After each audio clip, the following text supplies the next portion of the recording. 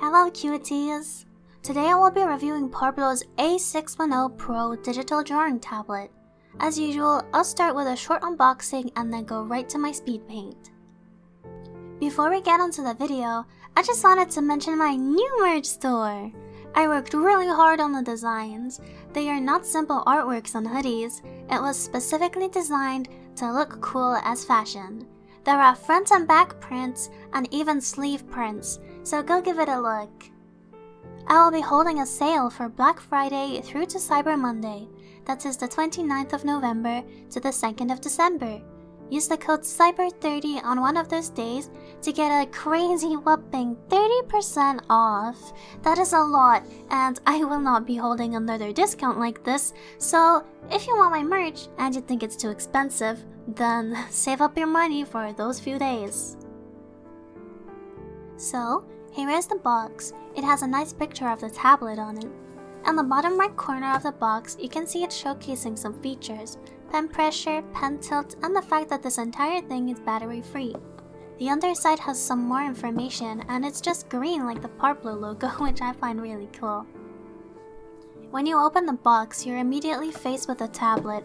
I think mine was upside down because I opened it before recording because I was curious and I wanted to see the tablet. The tablet is nicely wrapped so it doesn't get scratched in the box. It is super light and thin with 8 express buttons you can bind to Ctrl-Z and everything you need. The wheel in the middle of these buttons is super cool and useful as you can use it to make your brush bigger or smaller or use it to zoom in and out of your canvas.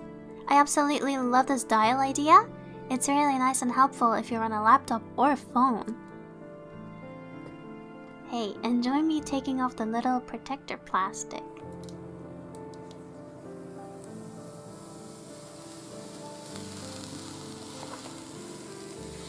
That felt good.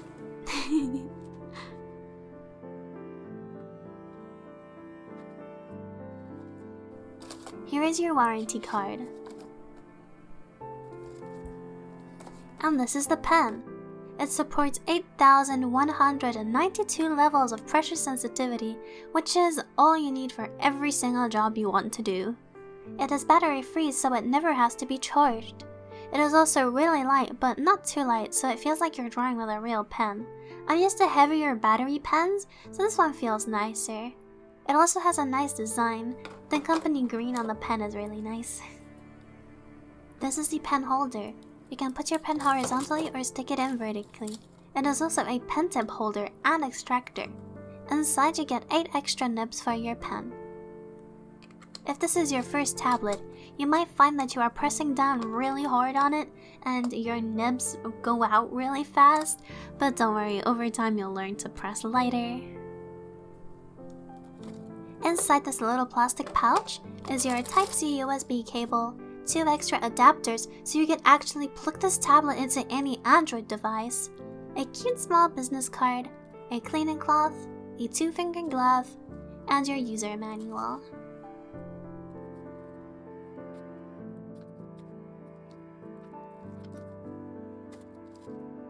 Here you can see me setting up my drivers. It's really easy to set up. You just literally go to the link on the website, press the button, download it, and there they are. If you have some tablet drivers already on your PC, you might have to uninstall those first and then restart your computer, but all of that is really easy to do, and there are many guides online if you have any issues. So here I am setting up all of my buttons, and I like to have Ctrl-Z, Ctrl-Y, Ctrl-C, Ctrl-V, spacebar because if you hold space on CSP, and probably every other drawing program, it will move your canvas, so that's really useful. In the middle of the dial wheel for this tablet, there is actually a button.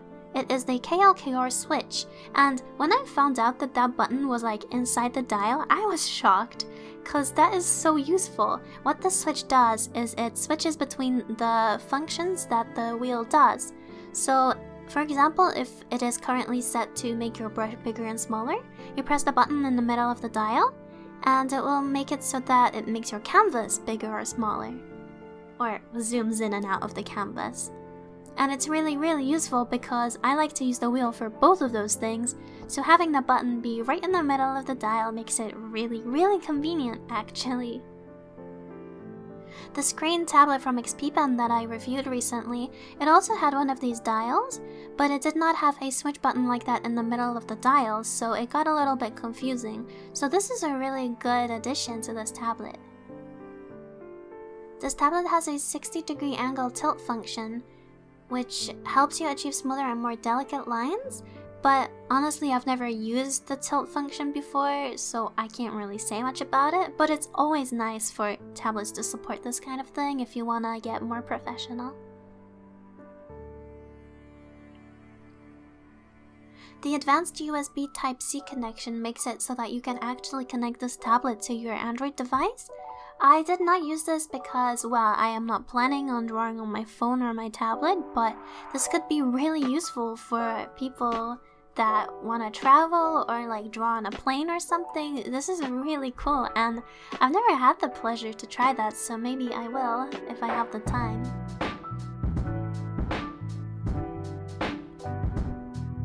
So what I found about this tablet is that it doesn't feel too smooth like my screen tablets, which are literally a monitor and it's super smooth. But it also doesn't feel too scratchy and too textured. It's actually in between and it feels like paper. I cannot explain it because I haven't drawn on paper in a very long time, but when I started drawing on this tablet, I thought, wow, this feels like paper. So if you're really used to paper and you want to get a tablet, switching to this one is really, like, it feels good. Obviously, since this isn't a monitor tablet, it doesn't get hot, which is also a plus. I have looked this tablet up on the Parblo website and it says it is $80, which isn't that bad on price for such a big tablet. Usually these kinds of big tablets could go for 100 plus, so this is actually really nice. I like the size of the tablet. It's not too big, it's not too small. This is actually a very perfect size. Since I have a 22-inch monitor tablet, I feel like it is freaking huge and sometimes probably way too big for me. So something like this is actually the most perfect size. It is the size of a laptop, so if you have a laptop, you can carry it in the same bag, which is what I do for university. So here I drew my OC. It's kind of a secret right now, but I'm just gonna give it to you. This is Klau 2.0. Ever since I've joined FireAlpaca, I've had a second version of my character based on the model that I had. But now, my best friend has worked super hard, and you should follow his social medias by the way, to create a custom model for me, which will look like this. I didn't want to completely merge my usual mascot that you have been seeing in all of my videos and in the gacha games, and this version because I like the way that my normal OC is, but I have really grown attached to this version of Klau as this is the avatar that I become when I play VR chat. It's kind of weird and hard to explain, but considering the fact that I have the whole VR kit with the index controllers and full body, it's like when I get into VR chat, the model that I have is the model I become. Like, it's like I'm wearing this model, and I've grown really attached to the darling horns from Dialing in the Franxx. Yes, the horns are based on Zero too. She is the best waifu, you know? And I've just really grown attached to this outfit, like the whiskers on her face. I freaking love her, so I want to draw her, and I don't really want to make her my main OC because I like the other one, as I stated, but the horns, I don't know, man. I fell in love with the horns. And there's also this one model that I've been using. She is a succubus, and she has these cute freaking wings, right? And I was like, man, these wings are adorable. I want them. So I have asked my friend to model me some wings. And yeah, now I'm gonna be having wings because I thought they were cute, and that's all that matters.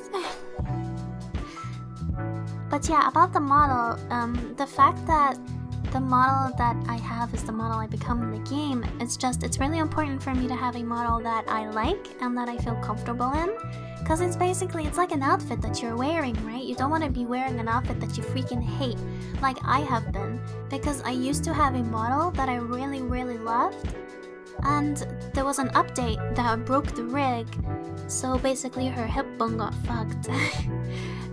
Yeah, so I couldn't use that model anymore, and I tried to commission someone to get me a new one, but that took 5,000 years, so I got a temporary model from the internet that I recolored into my OC's colors. But over time that I've been using that model, I just began to hate it and hate it even more.